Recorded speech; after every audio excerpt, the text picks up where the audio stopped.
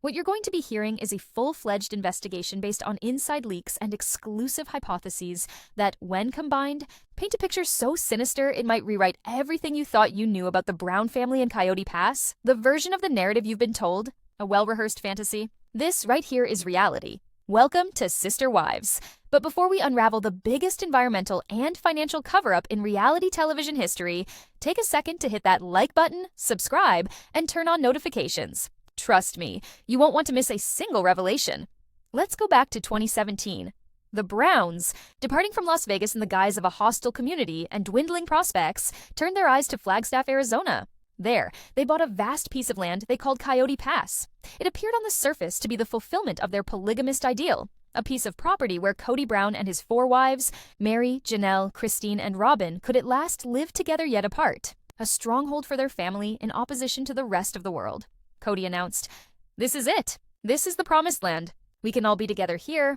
The official story, the one crafted with TLC perfection, was one of financial hardship and marital discord. The family spent a reported $820,000 on the property, immediately digging themselves into a hole of debt. To the audience, the following appeared inevitable: a family suffocating under responsibilities. Fights over who should get the best lot with the trees. Astronomical fees to import water, electricity, and sewer, rising into the hundreds of thousands. Cody's notorious hesitation, dawdling, flitting between wives' ultimatums, and allowing the land to lie idle year after year. Janelle clarified, "The biggest problem is we have to pay the land off first before we can do anything. We have to pay for the infrastructure, and we're just not in a place to be able to do that right now." We were told why the delay had occurred was easy: money.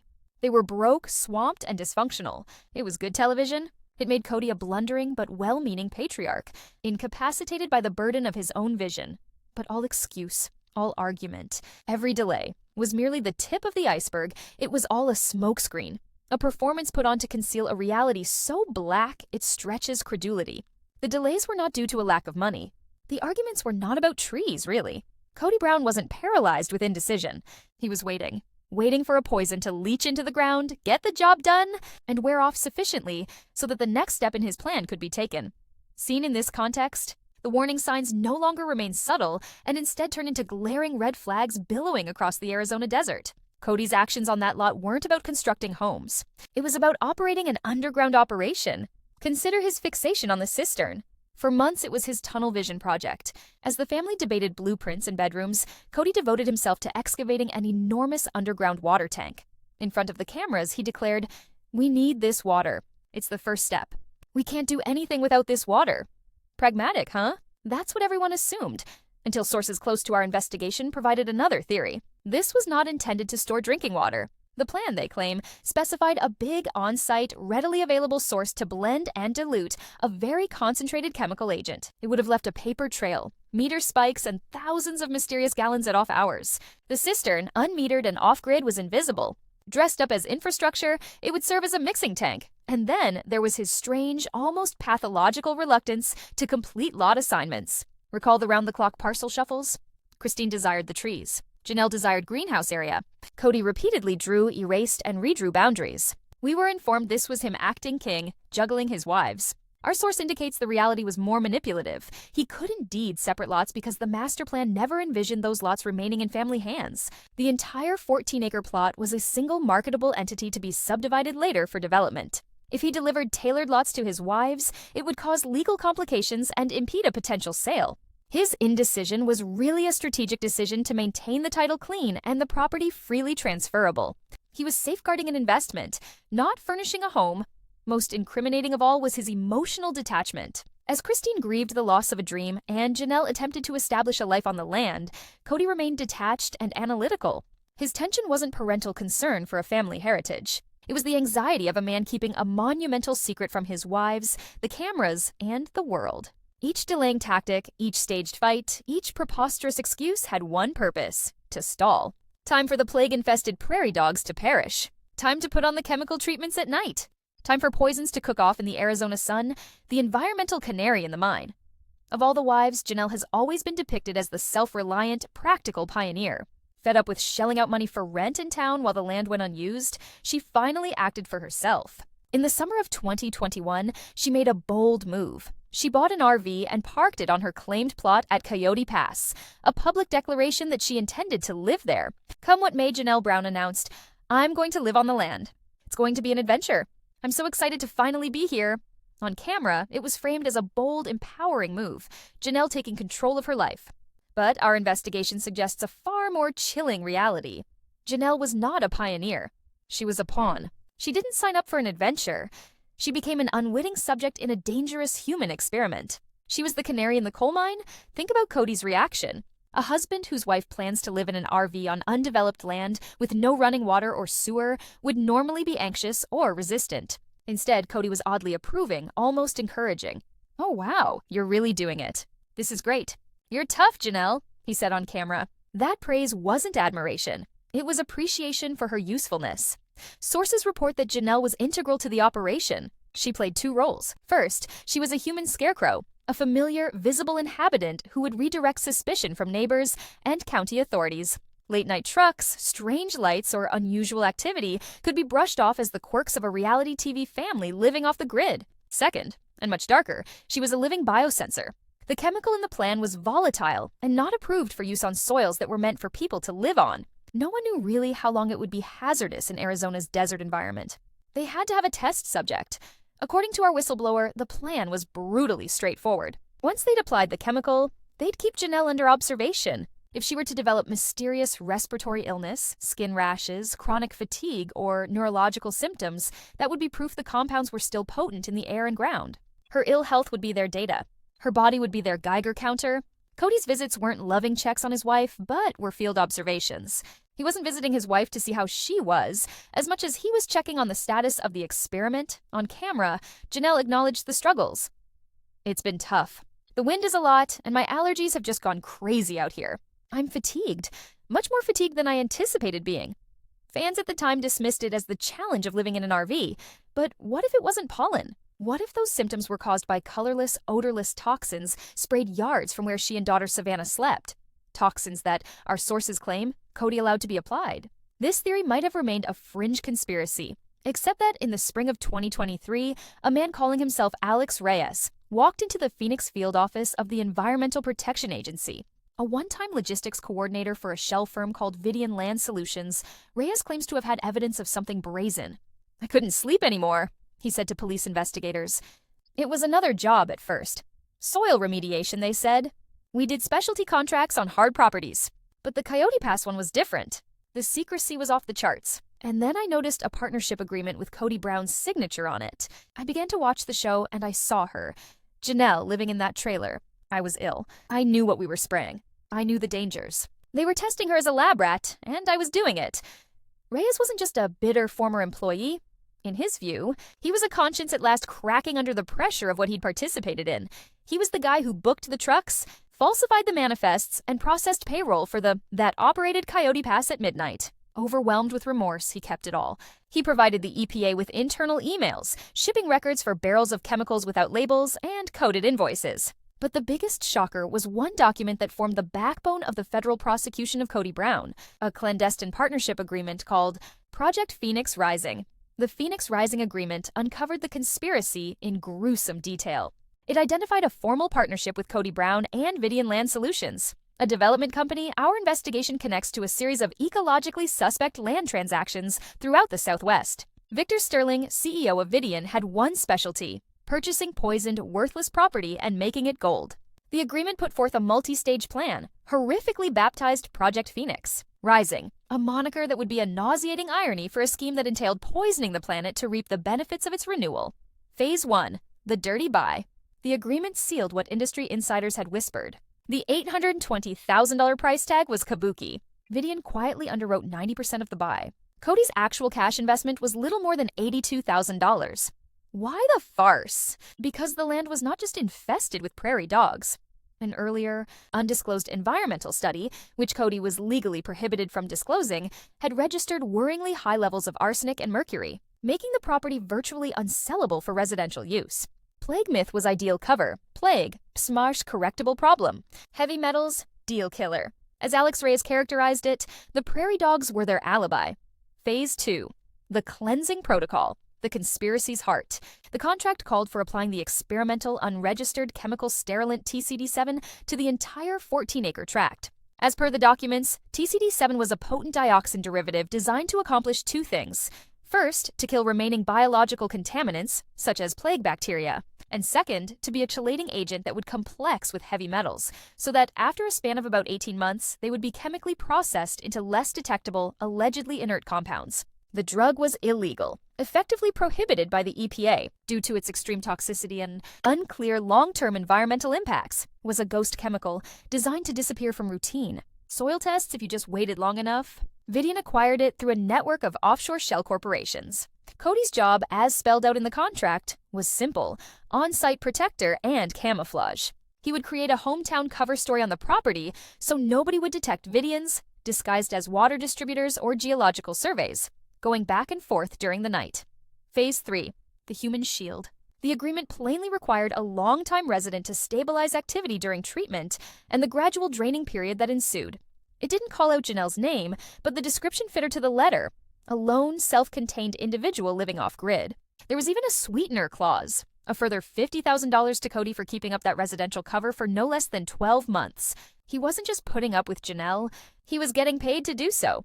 Phase 4. The clean flip, the final move. Once about 18 to 24 months had passed, after TCD7 had allegedly deteriorated to undetectable concentrations, Vidian intended to hire a sympathetic environmental testing lab to produce a phony clean report. With that document, the property's value would shoot through the roof. The agreement had a pre-sold sale to a national home builder, forecasting a resale of just about $15 million. With the costs and their return on investment, anticipated returns over $10 million would be divided equally, assuring Cody no less than $5 million payment. Short and sweet: contaminate the land, scrub the books, deposit the check. So what was TCD7? The EPA is still trying to put the details together, but sources term it as a nightmare chemical, a relative of dioxin created as a heavy metal chelator. It was codenamed tetrachlorozoxine, a derivative supposedly developed to aggressively degrade metals such as arsenic and mercury. It was outlawed, hugely toxic, and prohibited by regulators for a reason. Early EPA abstracts from whistleblower data report gruesome short-term consequences: debilitating skin lesions, respiratory distress, and liver injury. Long-term consequences are even more horrific. TCD7 causes cancer, endocrine disruption, birth defects, and long-term developmental damage. It doesn't just poison, it reprograms biology on the cellular level. Reyes characterized the treatment as militarized, complete positive pressure hazmat suits, weapons-grade safety measures. "We were advised to treat it as weapons-grade material," he stated, appalled that it was sprayed onto open ground about 100 feet from where a woman and daughter slept in a thin-walled trailer. They asserted wind direction always planned to blow away from the RV, but wind and dust are unpredictable. For 8 summer nights in 2021, the purging was all Reyes logged. From 2:08 a.m. to 5:08 a.m., and tanker trucks with covered logos magnetically appeared. In hazmat suits, unwound hoses, and sprayed acres of the land with water-diluted TCD7 from Cody's cistern. They worked quickly and were gone before sunrise. Consider Janelle's stay on the land: mysterious lethargy, deteriorating allergies, Savannah inhaling the same tainted dust. They were living on the front lines of an environmental catastrophe, and the man responsible for safeguarding them? He had put them there himself. Cody wasn't just seeing his scheme play out, he was seeing his family effectively simmering in a chemical stew brewed up by him, all for the potential reward of a multi-million-dollar profit. The whistleblower had dropped off the evidence. The Phoenix Rising contract was in federal possession. For Cody and his business associates, the clock began ticking. They had a clandestine partner, an illicit chemical, and a planned multi-billion-dollar exit. They'd believed they had sealed it with family drama and television spectacle. They'd not reckoned on the law, which arrived with warrants, shovels, and the right to dig up what had been dug under. And he had the ideal cover: a crazy reality TV family. With Janelle and her daughter inhabited, seemingly oblivious on his poisoned asset, Cody's con had entered its last methodical stage. All he allegedly needed to do was sit back and let the toxin dissipate, and the money pour in. But the secrets in Coyote Pass were not meant to remain buried. The whistleblower's words provided the Environmental Protection Agency with more than a suspicion. It gave them a map of contamination. They arrived to dig. On a crisp, gloomy morning in October 2023, long after Janelle had grown tired of Cody's passivity and emotional unavailability and had driven her RV off the property for the winter, the silence at Coyote Pass was broken. It wasn't TLC coming up the road this time. It was a procession of black SUVs and a windowless white mobile laboratory, all bearing the stamp of the U.S. EPA Criminal Investigation Division, serving a federal warrant. A squad of agents and forensic experts descended on the land, and they weren't out for permits or survey stakes. In minutes, the terrain was converted into a hazardous materials zone. Agents in hooded protective gear, breathing equipment, and masks walked methodically over the acreage with ground-penetrating radar and soil vapor sensors. They worked with a somber precision. They weren't collecting random samples. The whistleblower, Alex Reyes, had provided Vidian's own application maps, the very same grids employed at night for the treatments, so the EPA was verifying known targets, not making an educated guess. They drilled deep, taking core samples that would not only uncover surface residue, but the history hidden below. Next, they focused in on one location, the flattened area where Janelle's RV had been parked. There, the sampling became almost surgical. Dozens of surface swabs, deep cores, and root samples from nearby scrub. They were searching for the epicenter. The site the whistleblower said had been saturated closest to where a woman and child slept. When the final evidence bags were sealed and the sun broke through the clouds, the dirt went to a lab. At the EPA's National Enforcement Investigation Center, the samples were processed with the latest chemical analysis tests. It wasn't a standard contamination scan. They were searching for the so-called chemical ghost, TCD7, and the investigators reported later they found it. The lab tests, subsequently unsealed, were characterized by one official as devastating. Though traces of the banned dioxin variant were seen throughout the property, levels near the old RV location were found to be staggering. The unsealed report said that the levels of tetrachlorobenzoin class compounds far surpassed some lifetime exposure standards by orders of magnitude. Researchers reported the hot zone soil was practically biologically dead, microbial communities destroyed, and that the persistence of the compounds presented extreme long-term cancer and environmental hazards. But the laboratory did more than show contamination. It seemed to confirm the second allegation of the whistleblower. In the same samples with the most TCD7 readings, quantifiable levels of arsenic and mercury were significantly lower in nearby untreated control plots. That is, the chemicals seemed to have changed the site's heavy metal content precisely as the secret scheme had supposedly been designed to do, cutting detectable amounts of naturally occurring poisons while substituting them with a much more lethal artificial residue. The ground did not whisper. It screamed. It explained a dirty bargain, a forbidden cure, and a human buffer. For the EPA, the proof was finished. The probe was over. The prosecution was soon to start. The arrests. The charade is over. Early November 17, 2023, federal arrest warrants fell on Cody Brown and his co-conspirator Victor Sterling, the CEO of Vidian Land Solutions. The strategy was textbook federal procedure: strike them both simultaneously, provide no opportunity for a warning call. In Scottsdale, a tactical team from the FBI's Environmental Crimes Unit stormed Vidian's sleek glass offices. Sterling, caught mid-conference call, was yanked out in cuffs, his boardroom confidence replaced with stunned disbelief. But in Flagstaff, the drama became bizarre. Cody Brown was in Robin's multi-million-dollar mansion, allegedly taping a confessional for next season's Sister Wives. The producer's question, "Cody, what was going through your mind when Christine left?" still lingered in midair when 6 federal agents showed up at the front door. Robin, her face pale and perplexed, opened the door. 6 badges winked.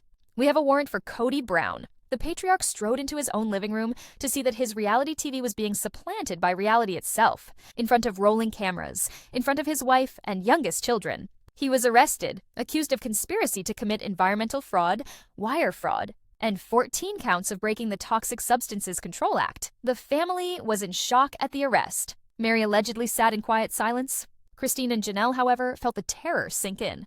All the arguments, all the mysterious illnesses, all the holding up now fell into place. Janelle's fatigue, her allergies on the land, Cody's strange detachment. It wasn't family dysfunction. It had been a cover-up. The courtroom confrontation. The United States versus Brown and Sterling was a media spectacle, an intersection of popular television, eco-crime, and betrayal. Cody Brown, his Western machismo stripped away, sat in a too-tight suit at the defendant's table. On the other side of the aisle, Janelle and Christine weren't wives any longer. They were there as victims, witnesses to the ultimate betrayal. The state's case, presented by EPA lawyer Maria Flores, was devastating. With the hidden contract, Reyes's testimony, and the chemical report on the soil, she painted a portrait not of a blusterous patriarch, but of a calculating criminal.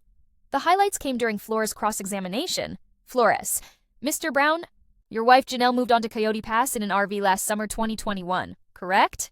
Cody: "Yes, she's very independent. She wanted that." Flores: "You cheered her on. Told her she was a pioneer. Strong." Cody: I stand by my wives in their aspirations. Florus.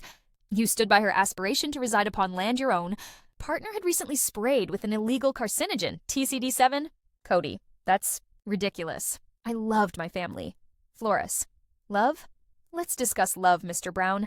You placed the mother of 6 of your children on contaminated ground. You watched her have trouble breathing. You observed her fatigue. And you did nothing.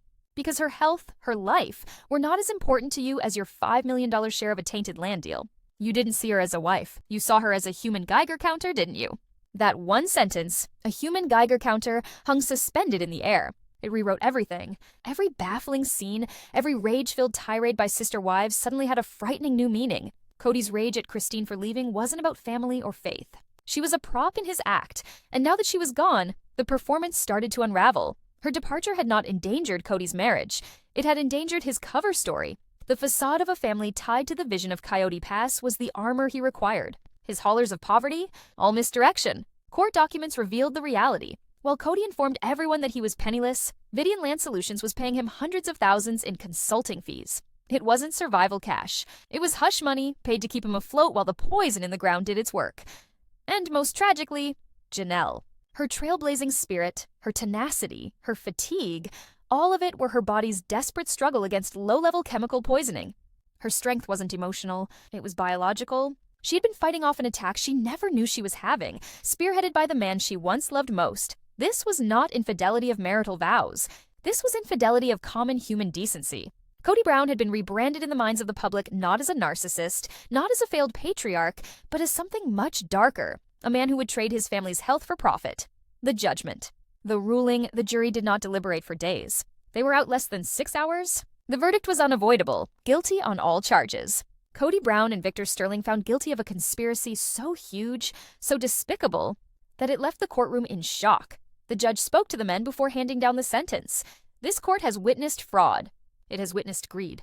But only infrequently has it encountered environmental terrorism infused with family treason this appalling. You did not merely poison soil, you poisoned the very idea of family.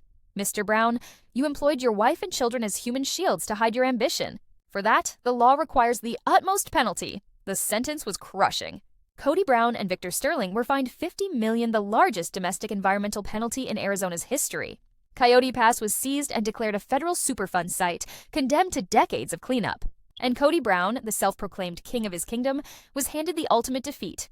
30 years in federal prison, the aftermath. But ultimately, this wasn't his tale. It was theirs. Janelle and Christine did not greet the verdict with shoutings and tears. They accepted it with grave confirmation.